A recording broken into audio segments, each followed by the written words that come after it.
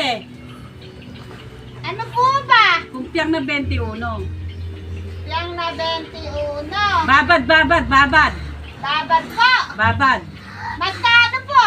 Eh, ito yan ng 100 tumbok. Aba, dami na to ah. Laki kaya mo, babad. 300 ito, babad ah. Babad.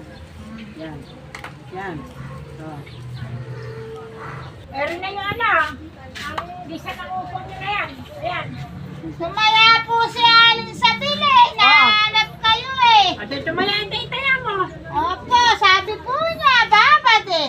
Maghapon eh. Oo, tumataya nga yung gano'n, maghapon nga yun. Ayan po, binabad ko na po.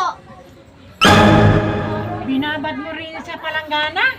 Oo. Ang sinasabing babad maghapon ay tanga. Hindi ibababad sa tubig. Babad ah, babad. Babapag natin ito. Babad! Diyan ka maghapon, babad ka.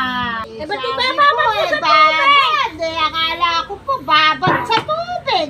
Abay, hindi ibababad sa tubig. Naku, talagang tanga si Pepay. Lutang na lutang ang isip. Hindi ibababad ang sinabi. Ibabad maghapon. Hindi ibabad sa tubig.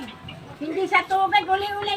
Anuhin mo, hindi ibababad sa tubig. Ibababad maghapon. Ito hindi ibababad maghapon sa tubig. Sabi ko, babad. Talaga, lutang.